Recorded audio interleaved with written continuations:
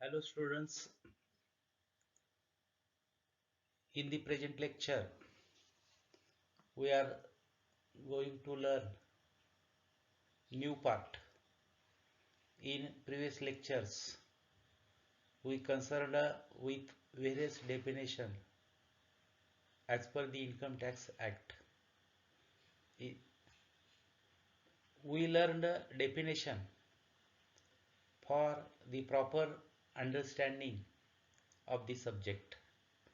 These are the definitions which have specific meaning. These definitions are specific as well as technical.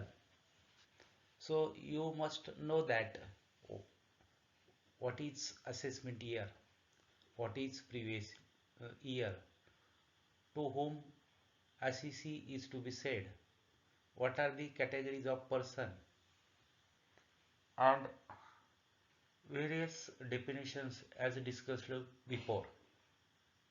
Presently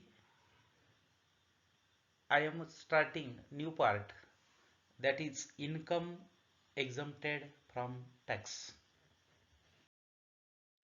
Firstly, we understood that every income more than prescribed limit is taxable.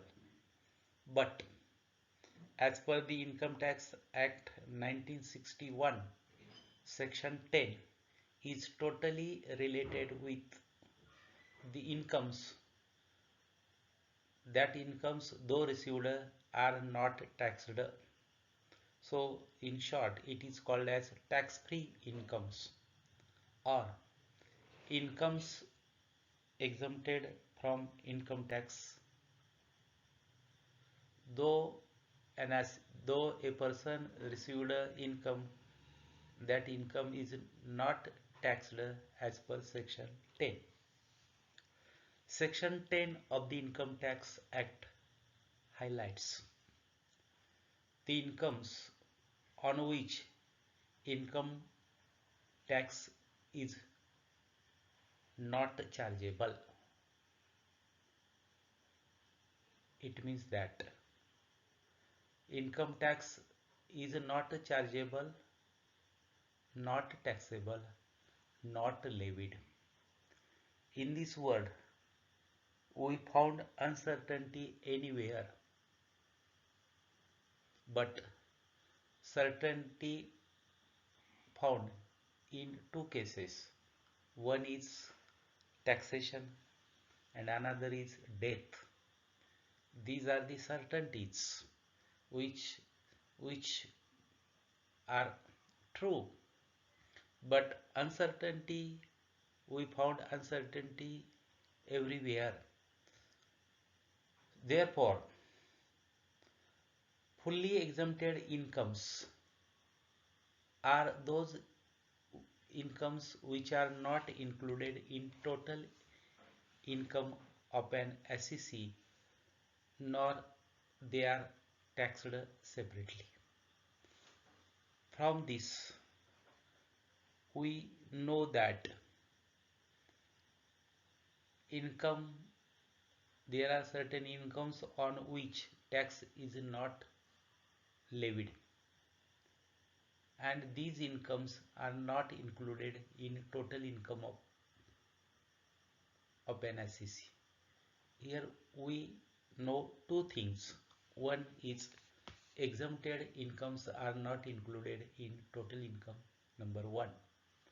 Number two, exempted incomes are not taxed separately. They are tax free. So section 10 of the Income Tax Act has given a list of incomes which are totally exempt from tax and not to be included in the total income of an assessee. These fully exempted incomes are as under. Firstly, we understood three things. One, section 10 of Income Tax Act is concerned with incomes exempted from income tax. There are 298 sections of Income Tax Act, of which Section 10 highlights the incomes which are exempted from tax. These incomes are decided on the rational basis. We know that CBDT, Central Board of Direct Taxes, empowered to made rules and regulations regarding direct taxes. This is one thing. Second thing, exempted incomes are not included in total income. Third, third thing, third thing, exempted incomes are not taxed. It means that no income tax is charged on exempted incomes. There are various incomes which are excluded from income tax. The list I have provided here. I will conduct two lectures for particular topic. In first lecture, I would highlight certain incomes, and next lecture we will consider regarding remaining incomes which are exempted from tax. It is very exhaustive list, but I have taken those incomes which are student must be know and others are not considered.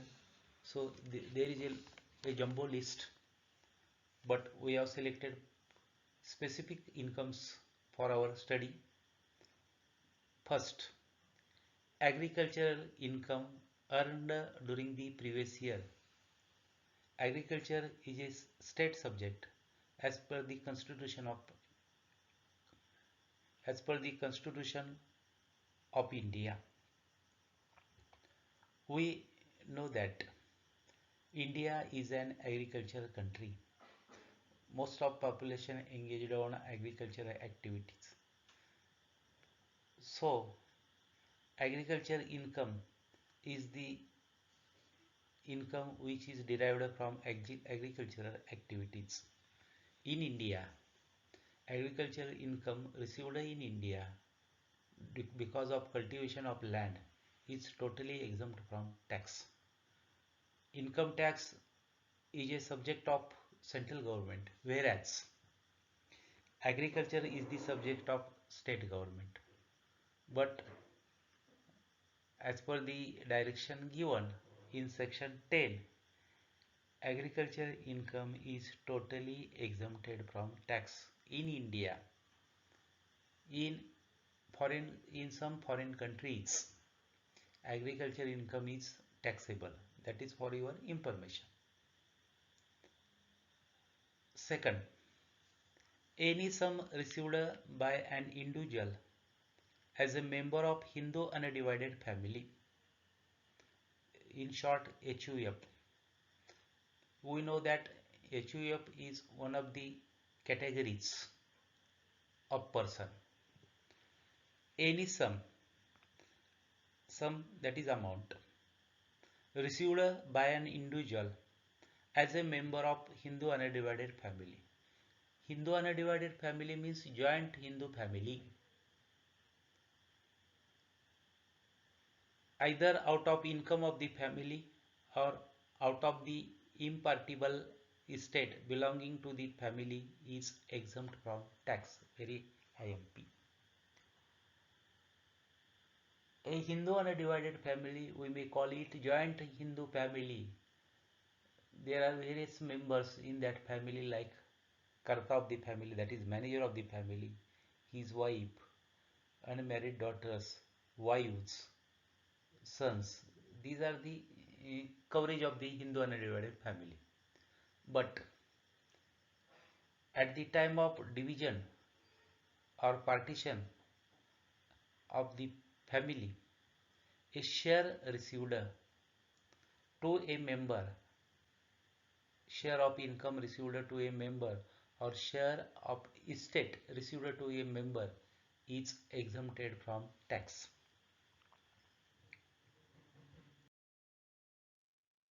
Third one, any sum means amount, received by a partner from a firm as his share in the total income of the firm is exempt from tax to avoid double taxation because the firm is taxable person.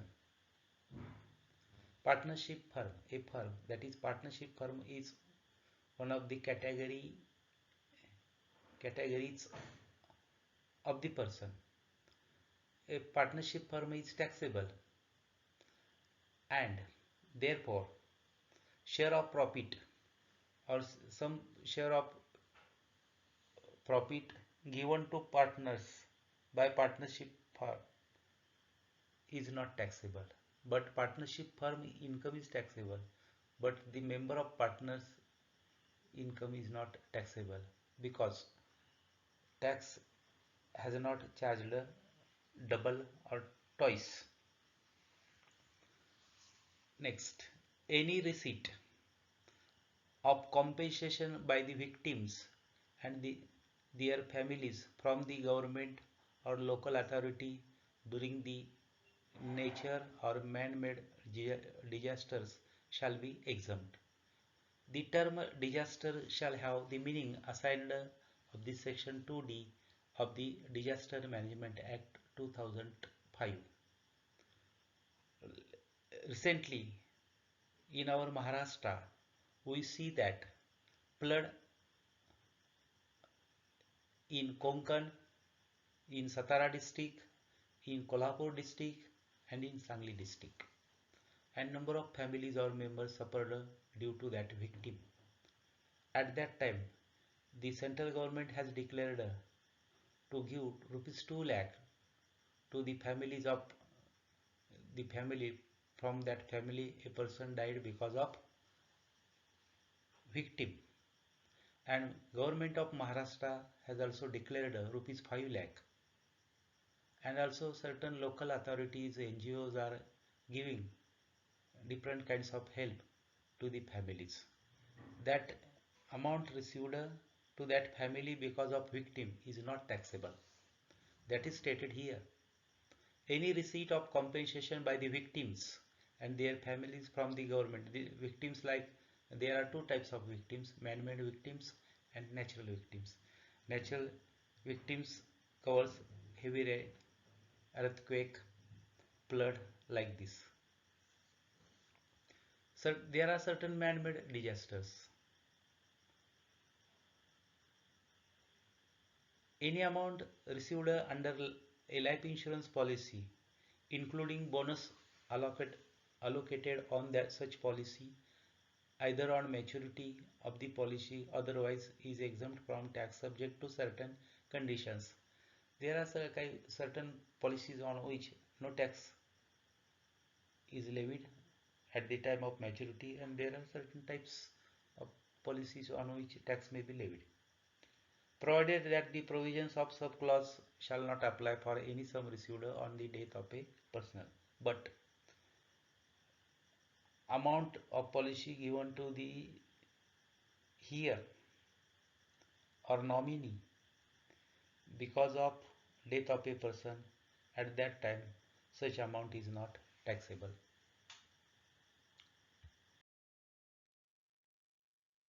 Interest received by the SEC on the following securities is exempt from tax. As per the section 80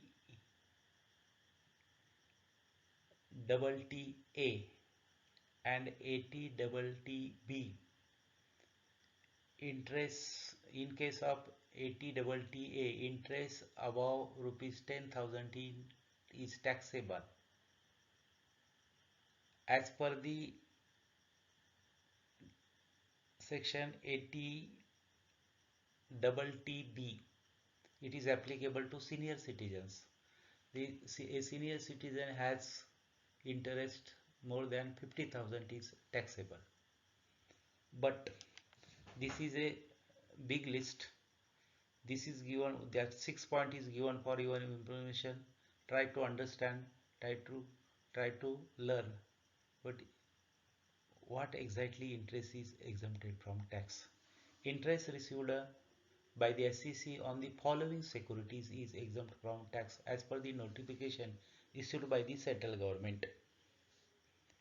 These are the sub points: 12 years National Saving Annuity Certificates, National Defense Gold Bonds 1980, Special Bearer Bonds 1921, Treasury Saving Deposit Certificates 10 years, Post Office Cash Certificates, National Plan Certificates 10 years, National Plan Saving Certificates 12 years, Post Office National Saving Certificates 12 years, 7 years, Post Office Saving Bank Account.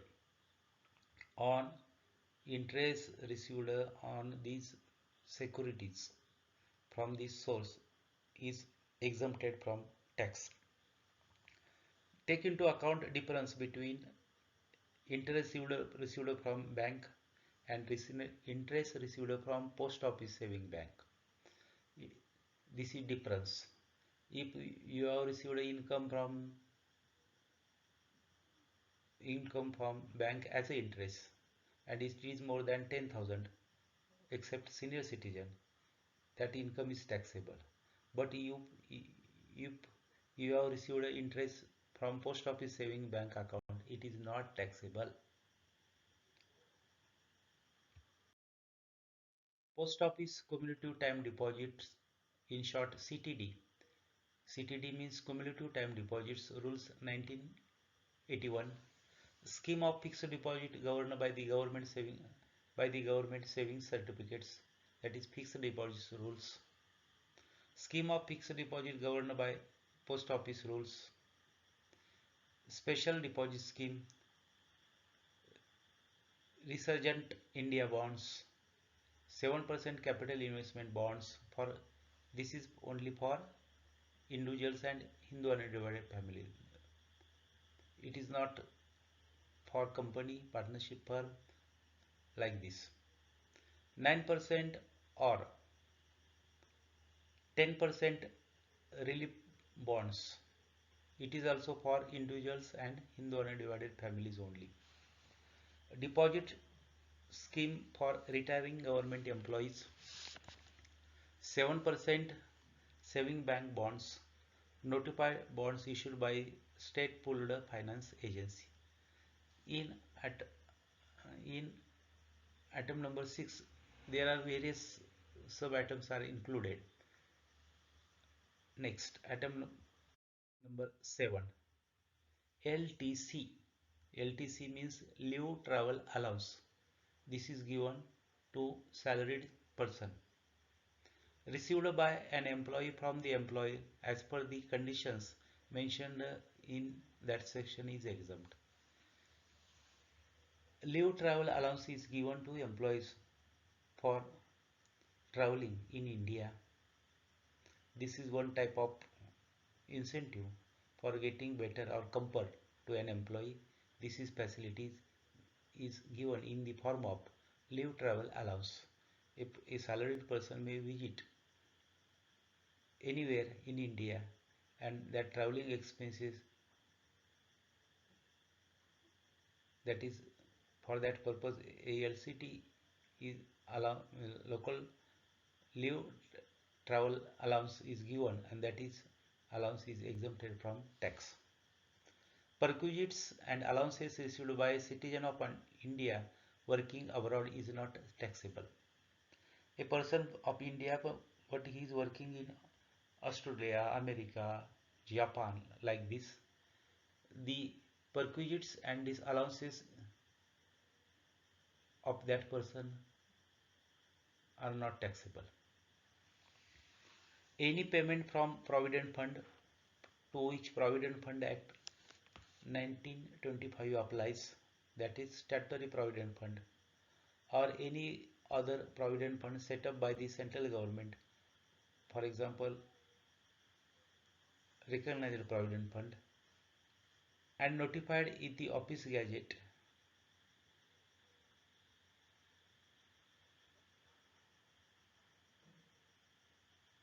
that is public provident fund, is totally exempt from tax. In short, amount received on account of statutory reserve fund, recognized provident fund, public provident fund is totally free from tax. Similarly, other than government employees, the amount received on account of provident fund is also exempt from taxation. There are two types of employees, government employees and non-government employees. Though employee is non-government, but provident fund received to him is tax-free. Any approved superannuation fund received by an employee at the time of retirement, termination, etc. is exempt. It means that at the time of retirement or termination, the amount of superannuation fund received to an employee is exempt from tax.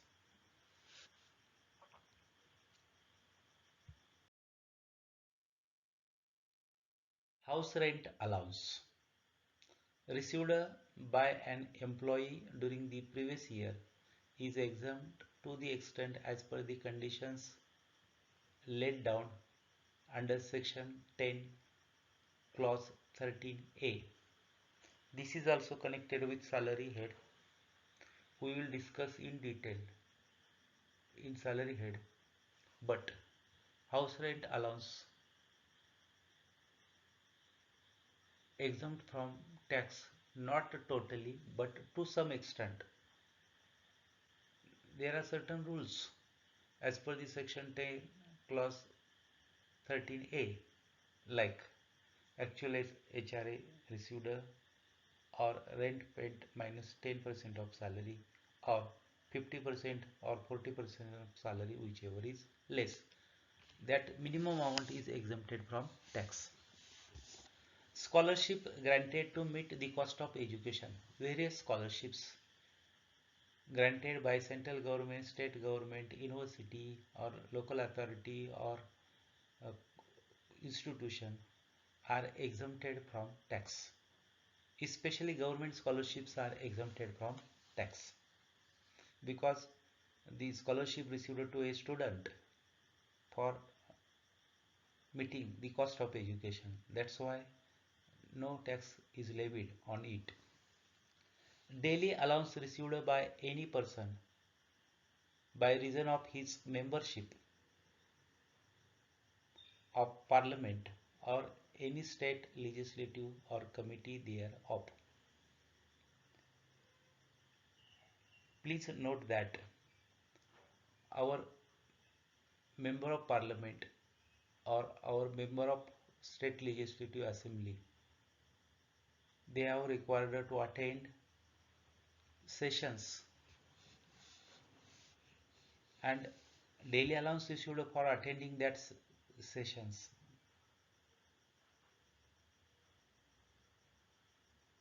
Amount received to MP, member of parliament or MLA on account of daily allowance is exempted from tax.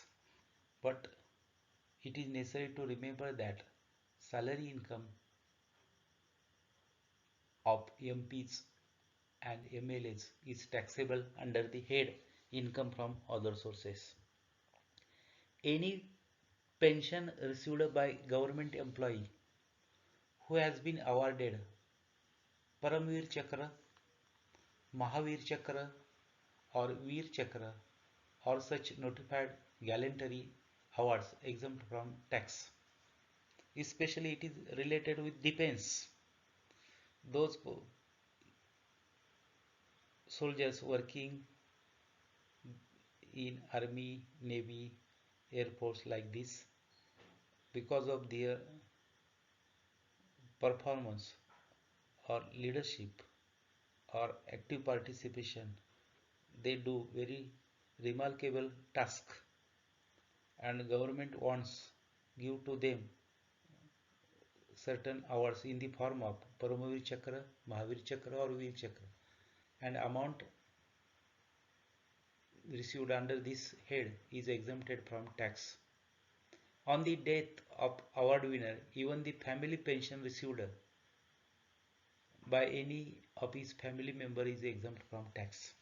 After the death of that person, family pension received to the member of that family is exempt from tax. Family pension received by the widow or the children or nominee heirs of the member of the armed force of the Union where the death of such member has occurred in the course of operational duties subject to condition as may be prescribed. If any army person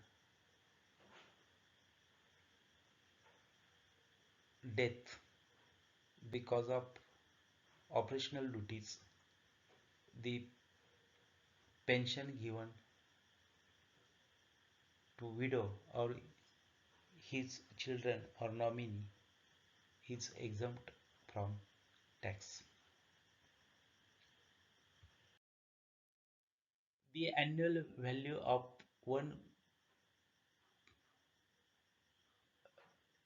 the annual value of any one palace in the occupation of a formal ruler during the previous year is exempt, provided such exemption was allowed before the commencement of the Constitution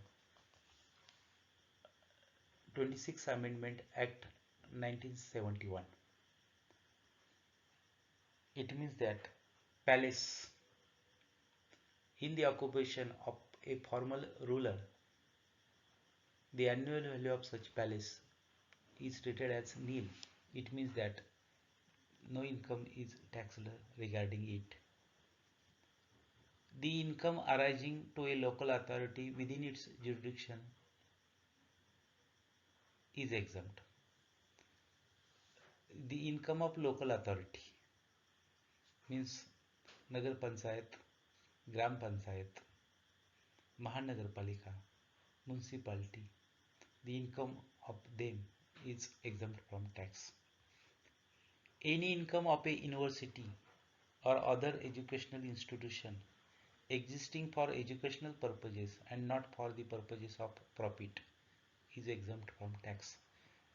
It means that universities, educational institutions, colleges, they are working for education. They are spreading knowledge all over the society through students or by conducting different kinds of activities. They spread knowledge. So the purpose of such institutions is education and not profit. That's why income derived by any university, college or educational institution is exempt from tax. Any income of approved scientific research association which is applied solely to the purposes of the association. We know that research means search again and again. Research is an academic activity. It is conducted to search for knowledge. It is useful to add new knowledge in existing knowledge. So research gives number of benefits. That's why scientific research association are trying to find out new ways, new equipments, new means or new thought. So the income of that scientific research association is exempt from tax. Any income of hospital or other medical institutions which are existing solely for charitable purposes and not for the profit.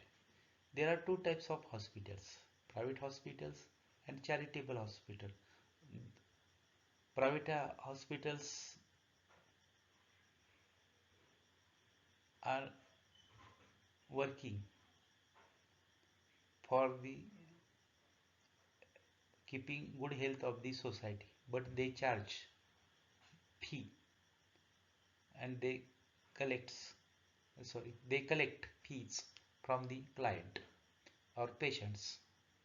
But there are certain charitable hospitals, they are not charging any kind of fee to patients. So incomes of charitable institutions or hospitals or medical institutions are exempt from tax. So in this lecture we discussed 21 items which are exempted from tax.